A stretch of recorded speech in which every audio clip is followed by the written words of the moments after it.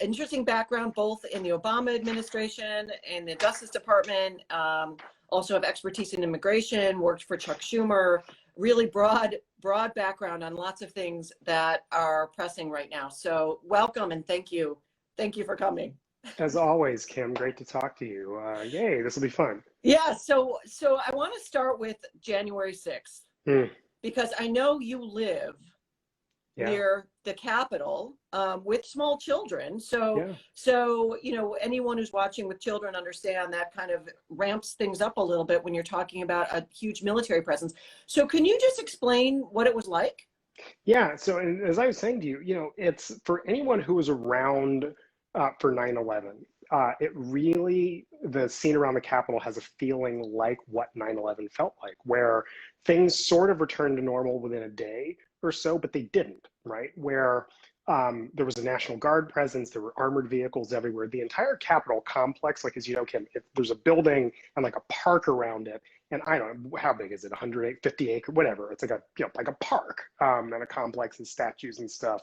And not just the building, but the whole campus was blocked off by non-scalable fencing. I haven't been over in a few days. I don't know, but it was extending 6 blocks east of the Capitol, where they had a police and National Guard presence, and then about 2 blocks away from the Capitol, it was just, you know, you couldn't traverse at all. And you know, over time, we've seen this with many of the great destinations in Washington, D.C. You know, you know, you've been around D.C. a while. You used to be able to drive in front of the White House, and you can't anymore. And I fear that that's where the Capitol's going to. Like, you know, now, you know, you can drive up to, you know, within a block or so, you know, maybe 100 yards or 2 of the Capitol building. And I think those days may be gone. I don't know. But it's sad. It's sad that this is where we've gone and where we've fallen on account of, frankly, political rhetoric and a really heated environment. Yeah, so actually, it's funny you said that. The White House, when I was a baby lawyer clerking for a federal judge, one of the cases that we had was a criminal defendant who shot at someone who was touring the Clinton White House, who looked like Bill Clinton. And it was the first time since the Hinckley prosecution that the insanity defense under the new statute was raised. Anyway, after that, because he stood at the White House with a gun, they closed Pennsylvania Avenue. But I do remember being able to drive right by way back when. But that was still much more peaceful times, right? I also want to, so tell me, when I was sitting on January 6th, watching from just a few miles, not as close as you, watching people climb all over the Capitol building, you know, and I just remember thinking, where is law enforcement? It went on for hours. So what do you say, having lived there and living there, what do you say to people say, well, you know, listen, they just blew it. You know, they're more used to worrying about people of color or people of Muslim backgrounds. I've heard that argument, which is troubling, by professionals and experts. Or, you know, they just thought it'd be a protest, so they just didn't amp up. They just didn't. This was just came out of kind of a little bit of a left field. What do you say to that, having lived there? Yeah. Oh, I mean, they definitely did blow it because there is information to suggest that they had actionable intelligence. They meaning some combination of the Capitol Police Force, the sergeants at arms of the House and Senate, and federal, and other forms of federal law enforcement. Just so folks know, you know, there's like 22 law enforcement agencies in the District of Columbia, and the Capitol Police is its own police department that has jurisdiction of the grounds of the Capitol, maybe like 3, 4, 5 blocks in any direction on either side of it. But they're a major police force, and in fact, you know, when you see Mitch McConnell or Chuck Schumer escorted by guys in suits and earpieces, those aren't Secret Service agents. Those are actually plainclothes Capitol police officers, right? So somebody had evidence, actionable evidence or information that there was going to be trouble. And it's a failure of intelligence and a profound failure of planning to have not picked up on it. Now, you know, what would you typically have, though? I mean, Washington knows how to do protests, right? Yeah. They have it down with all 24 law enforcement agencies.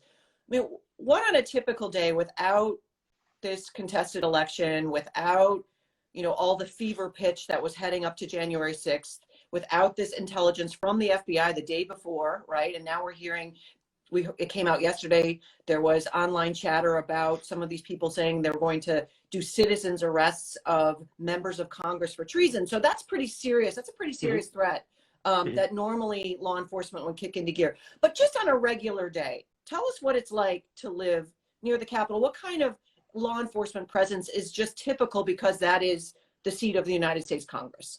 Yeah, on a typical day, well, it's interesting. I remember on Twitter, a lot of people, reporters, former Hill staff, were talking about things they'd gotten in trouble for in the Capitol building, right? It's like I got in trouble for chewing gum when walking down the hall in the Capitol building, and a Capitol police officer approached me. I got in trouble for not having sleeves when going on the Senate floor, and just looking at all the things that actually could get you in trouble that weren't insurrection, right? For me, it was jogging, because again, like I said, we jog there all the time. Jogging around the Capitol and got sniffed by a bomb sniffing dog once. Typically, you can just run, walk, take your selfies, do your Instagram lives or whatever, right there. But getting into the buildings is quite difficult. And they can. And I remember once I was there for a meeting and was on my cell phone on a rainy day, on a cell phone by the security stand, and the Capitol police officer sort of went off. It was like, I'm not going to have another 9/11 in here. Get out of here. When I tell you, and it's just sort of like, number one, it's raining. Number two, I'm staying on my cell phone. I understand, like, I'm not here to blow up the Capitol building, but it's striking the disconnect. Some of it's race, like you touched on. It's you cannot tell me that if these were armed Black men, hundreds or thousands of them, and I hate to make this a binary between Black Lives Matter and the folks we saw the other day, but you can't tell me that the Black Lives Matter protests from this summer, like in a organized fashion, marched their way down to the Capitol building, agreed to do it, planned online. There was evidence that that they were going to do this all in concert, collectively banged through. A Black man used a fire extinguisher to bludgeon someone, to bludgeon a police officer to death. You cannot tell me that the outrage would not have been different. And I'm just not here for the argument that, well, if a police officer had shot a Black man in the way that we saw a woman get shot, well, there would have been outrage about that. You cannot tell me that if you were to invert the races of all the players here, that this wouldn't have been vastly different in terms of how it was covered and how it was talked about. It's just, it's just a reality of our existence and how we talk and speak about law enforcement issues today. Right, and we're still, feels like it's almost like gun violence. We open our phones pretty regularly, and there's another person of color who was killed or maimed or paralyzed by doing virtually nothing other than walking down the street or getting in their car or looking for a phone. So this is pretty important. But right. I want to ask, because you were in the Justice Department under Obama. So I want to ask a couple things about Merrick Garland. Now is going to be Attorney General. Presumably he will be confirmed. And for viewers, this was the same man who was nominated by Barack Obama for what ended up being, I think, Neil Gorsuch's seat, or maybe it was Brett Kavanaugh's seat. And Mitch McConnell sort of abused the procedural rules to basically, and I say this as a constitutional scholar, snatch the appointment power from President Obama, take that appointment. But now he's going to be Attorney General. So I want to ask about two things. One is we've got the insurrectionists, those who actually showed up at the Capitol, and we're seeing now kind of some widespread FBI law enforcement roundup of those people. But the other question is, what does Merrick Garland do about the inciters or the potential, frankly, and I use this word carefully, conspiracy within the government, and maybe even the Trump campaign? There was a piece I mentioned, I know you didn't see this, but sort of tracing the dollars from the Trump campaign to some of the lead organizers. And there are connections between the Trump campaign and the January 6th organizers. How do you go about dealing with, the top level people that might have been involved, because that's a structural problem, right? That's something we don't want to see happen again, even if the people that actually showed up on the 6th go to jail.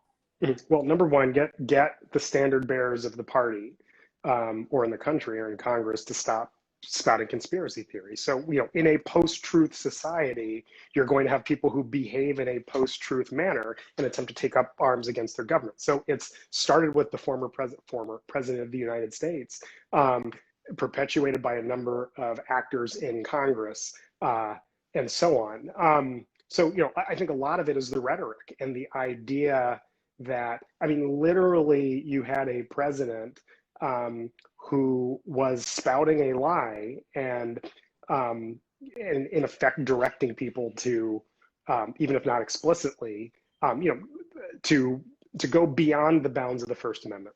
Let's say that. So how do you tamp it down? But I also think the other question is, how do you go after? As in any other prosecution, you'd start small and work your way up. And it's, flip and move up. You would arrest, investigate, interview people who had participated, and get them to provide information in exchange for more favorable treatment and sentencing.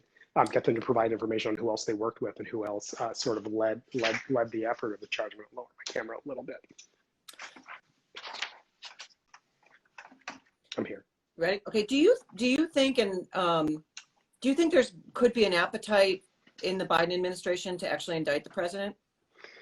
There could. If he committed a crime. It's the problem, as you know, as better, frankly, than anybody else. The First Amendment makes things very hard when it comes to charges for incitement or charges for words that one uses that are actually actionable in a criminal manner. That is a very unsatisfying fact to many people. It's but it's a reality.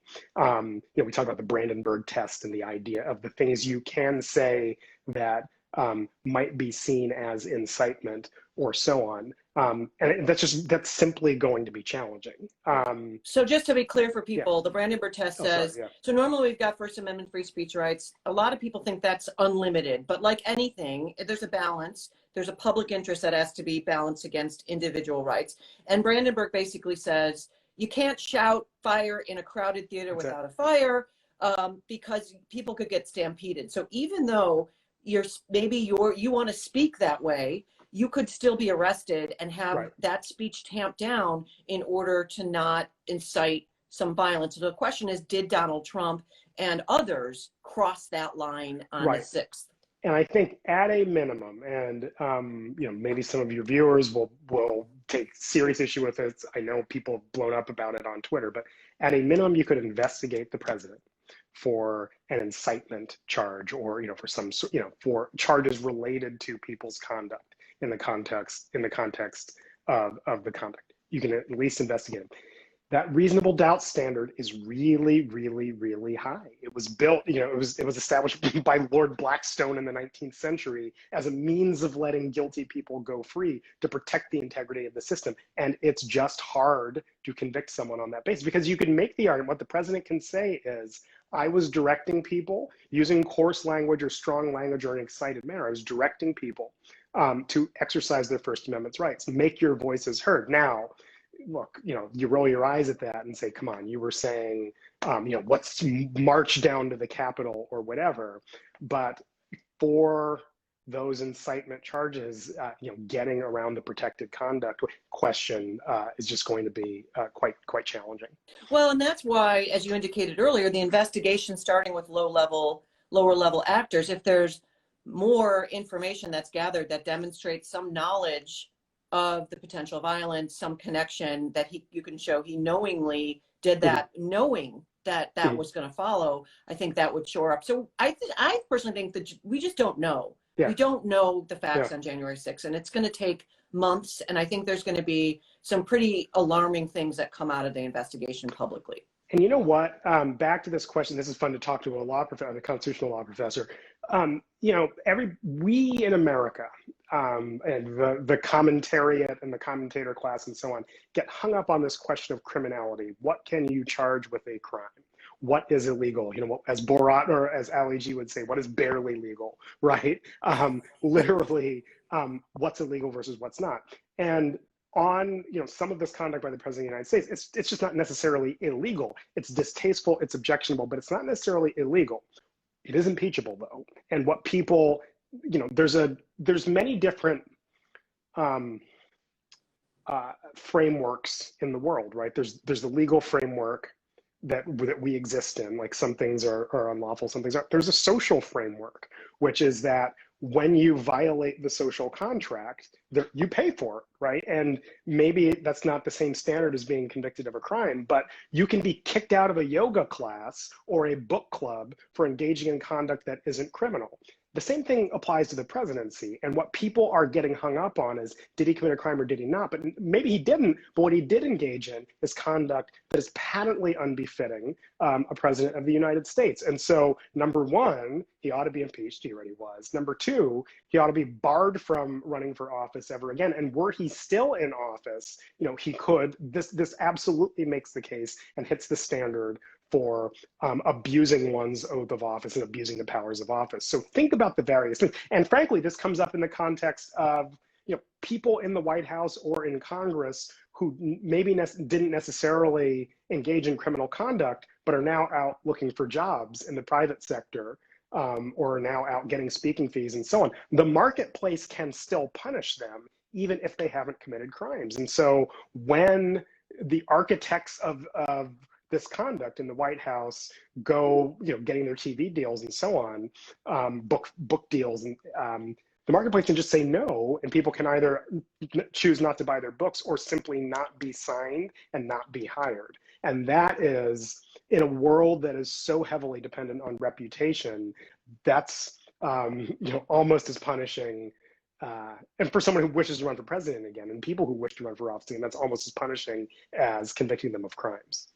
Yeah, I mean, I agree. That's kind of this concept of norm breaking. And what I tell my students is, you don't wear flip-flops and Daisy Dukes to the Kennedy Center, not because you'll go to jail, but because you'll get stink eye. It's kind of like but I wonder, frankly, after Trump and the rise of QAnon and the rise of misinformation, how much that pushback really functions anymore. Because in the old days, a politician would say something wrong and they would just be like, swarms of birds come down, and a couple days later they'd apologize. And we saw in the United States Congress, hundreds or over 100 sign on to a huge lie, basically duping the American people into thinking that the election was fraudulent. That was a lie. And somewhere along the line, our politicians have decided that that's good for their political futures. But I want to shift, because we're getting questions too. And you worked for Chuck Schumer. I did. And so a couple questions. How do you think that relationship's going to go with him and Mitch McConnell, who is just reviled, I think, on the left for a lot of reasons? He sort of broke the United States Senate, but you were in there. And then second, we had a question. Mitch McConnell's holding up organizing the Senate around the Democrats' refusal to back off the filibuster. So I wonder if you can explain what is the filibuster and what your view is on that. Okay, so number one, Chuck Schumer is leader of the Democratic Party because of his mastery as a political tactician. And I know, there's a push to get him primaried from the left, and he's not liberal enough and so on. But use one point, a data point about Chuck Schumer and the Democrats in the minority. Count the number of times the Democrats lost a vote, the Democratic Party had people defect from the party on a vote that was consequential, right? Now, you have like the Joe Manchins and the moderates, Manchin voted for, the Supreme Court voted for Amy Coney Barrett, I believe, and so on, right? But this was never, these were never in votes in which a Democratic vote would have been the vote that flipped, that sort of guaranteed Mitch McConnell a win. That is 100% a function of Chuck Schumer's skill at figuring out ways to get the caucus united. And when there are places in which, okay, look, we're going to lose this vote anyway, as a moral matter, we as Democrats probably shouldn't do this, but you as someone from West Virginia, you have a leash to go do that. And he's there because over the course of the last decade, number one, getting about maybe about a quarter or a third of the caucus elected as head of the campaign arm, but also number two, through successful management of the caucus. So I just think He's as good at the game as Mitch McConnell is, who's also very good.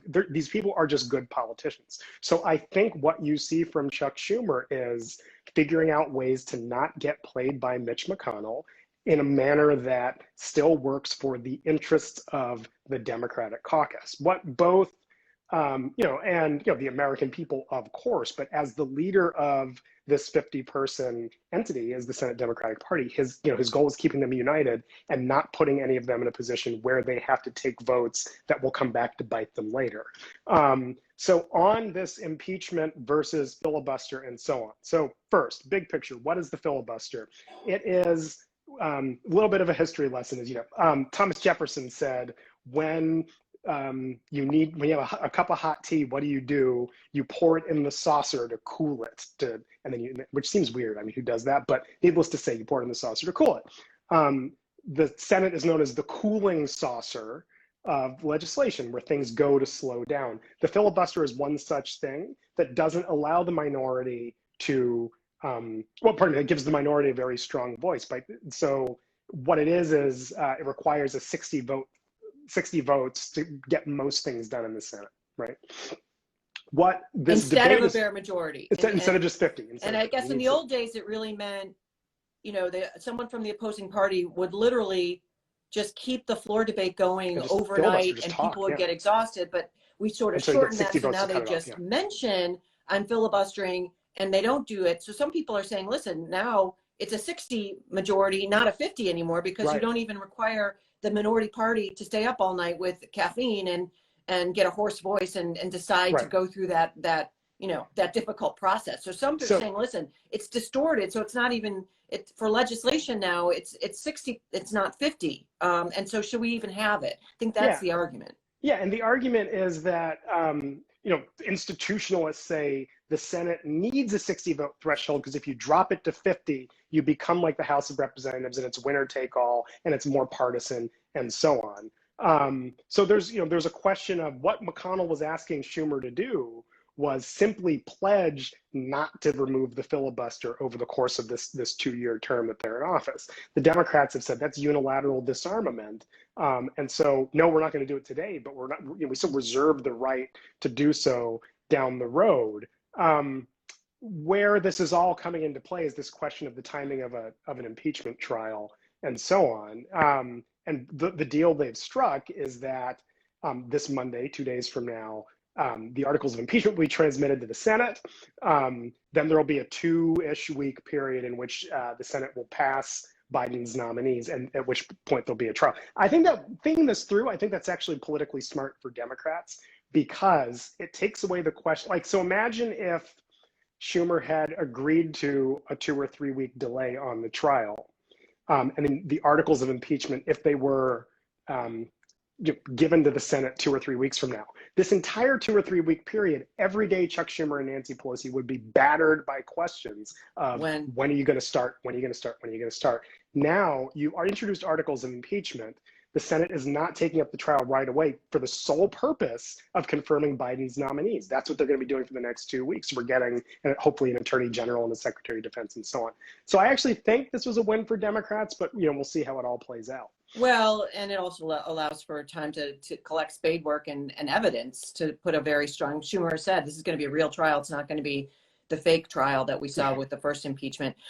We only have a few minutes left, but I want to ask about your USA Today piece and about the separation at the border policy under Trump. And if correct me, but the takeaway I got was, wait a minute, folks, this was such a low point in American history. This was such a violation of legal norms, ethical norms. We have to keep our eye on this. We can't drop it. So what would you like to see under Schumer and Biden happen to deal with that? Because it was horrific for parents. It's like unbelievable that you're talking about taking breastfeeding babies away from their mothers as a way to sort of bully people to not come to the United States and oftentimes flee real trauma in their homes. And we're talking not people crossing illegally. Some of them are seeking asylum, legal access to the United States. And I think that's a distinction that's lost among many people. Right. And the big point in my piece was that this was all blessed by attorneys at the Justice Department.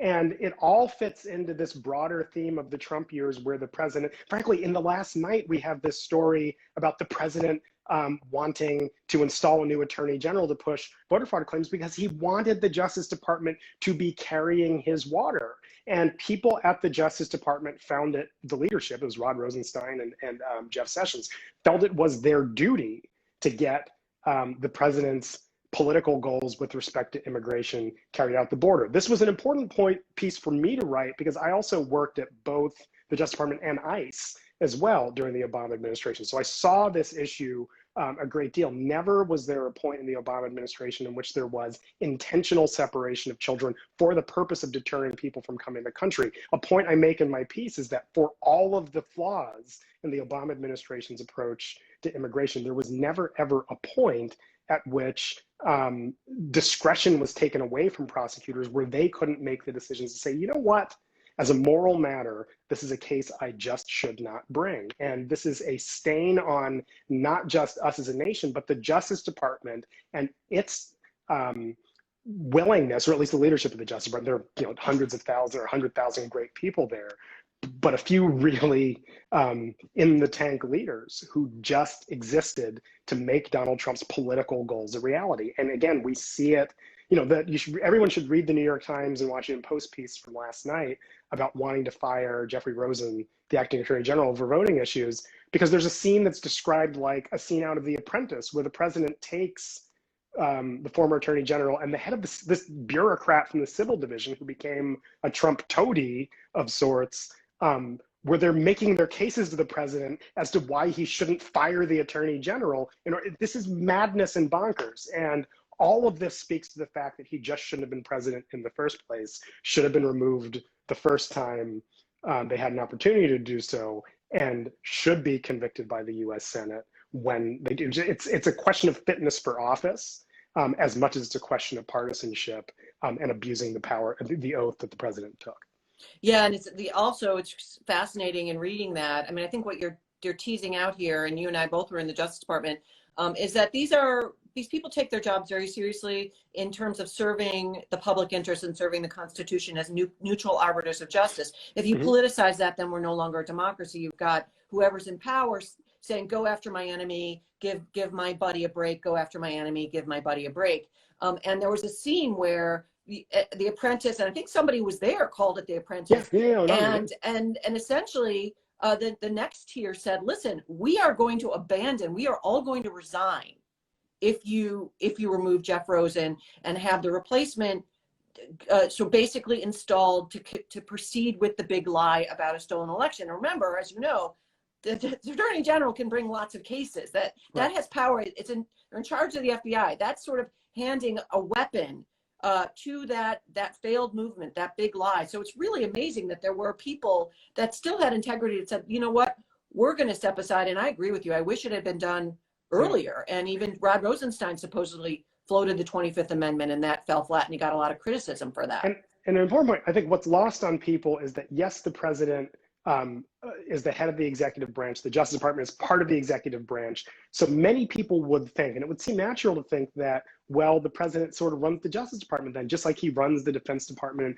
And there's a long history of that simply not being the case. And just a really, I know we're almost out of time, really quick example. When we were working on nominations when I was there, it was Sally Yates and Loretta Lynch. And we would do these big meetings with White House folks and Justice Department folks to prep the nominee. When we would talk about cases, when we would say, okay, there's US versus Kim Wehle, you might get asked about that. We would send the White House people out of the room and discuss sort of, okay, here's what's going on, here's what you should know, and here's how you can sort of frame or message what we're doing in a public forum, and then invite the White House people, these like fancy high-level White House people. But the simple fact is there was that level of separation between what we were doing and what they were privy to know. And the idea that, well, he's still the head of the government, therefore he runs, it's just not true. And both in the context of this firing the attorney general thing, in the context of my article on family separation, and throughout the Trump presidency, and all the things that have gotten him in trouble. He was impeached for it once. But this whole question of, does the president have the right to be able to step into active or pending criminal or civil matters and direct the Justice Department or any lawyers in the government of what to do, and he simply does not. Well, there's no, he doesn't go to jail again if he does Right. that, but this is the norm you're talking about. This is respecting the bigger sort of spirit of the office and protecting the integrity of democracy itself. And that's not a partisan thing. That's a red and a blue thing. Last question, and we do it. Yeah. Do you think there's any chance that we'll see a conviction? Do you think Schumer can get 17 Republicans to convict? And it's funny. I think, yes, this was a political win in this delay, but each minute that passes from January 6th makes it less politically costly for Republicans, I think. Think about we've talked about 9/11 before, but think about 9/11, right? The morning after, the bipartisan kumbaya accommodation MITY and all members, that no one could vote against anything related to 9/11.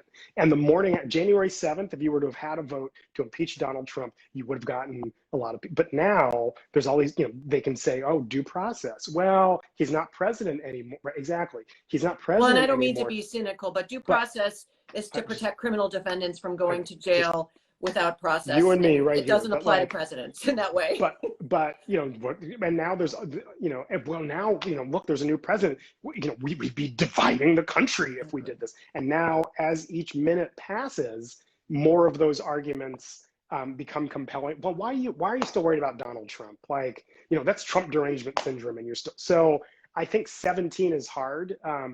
But the thing is, McConnell seems to be playing footsie with voting to convict the president. Well, that's himself. a big rift in the Republican Party. Yeah. I mean, he wants to go back to the old way. And we've got people like Josh Hawley and Ted Cruz that want QAnon and want to sort of ride the conspiracy theory, the fringe, that what Steve Schmidt has called fascism, essentially.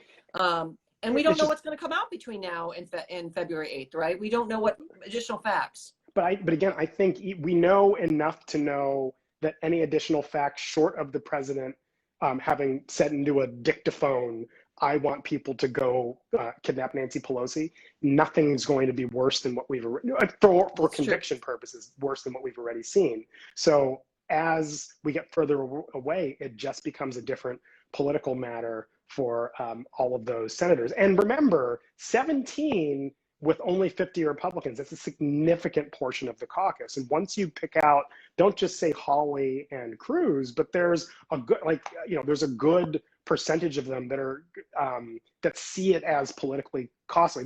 It's a shame that we're talking about. I mean, granted, your show is about politics, but it's a shame that this has come down to all these political questions. Well, it's all interacted. Right? And it's simplifying things.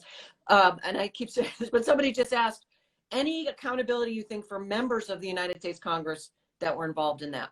Not unlike the president. It's going to be challenging for the purpose. And again, when we talk about accountability, we should talk about and think about what that means. And criminal accountability is going to be challenging, short of knowledge that someone was intending to break in or kidnap or harm or steal property and still proceeding with abetting it. Short of that, you can investigate them, but you're gonna have a hard time convicting them. But but the accountability is get the public to stop giving them money. Black Lives Matter was a great example. As soon as the Washington Redskins and other entities and FedEx found it to be against their financial interest to keep supporting companies that weren't sufficiently progressive on matters of race, the Washington Redskins changed their name, right? It wasn't a moral shift in the Washington Redskins, it was money. As soon as Marriott and JP Morgan Chase and start pulling their donations, that's when you get behavior to change. And it's sad that it used to, 100 years ago, it was if we just wrote enough letters to our members of Congress, we could get them to change. Now it's literally get the donors, the super PAC donors. And absent that, it's just going to be hard to get members of Congress convicted. That's another conversation. That's Citizens United. That's our Supreme Court to thank for having all this money in politics. And we also didn't get to the pardon power question, but that might come up again. So I want to ask, hopefully you can come back. Of course. Such a great conversation, Elliot. This is Simple Politics with Kim Wehle. Thank you. Thank you very much. Really, really interesting, and our viewers love it. Thanks. Have a great weekend, everybody. Thanks for watching.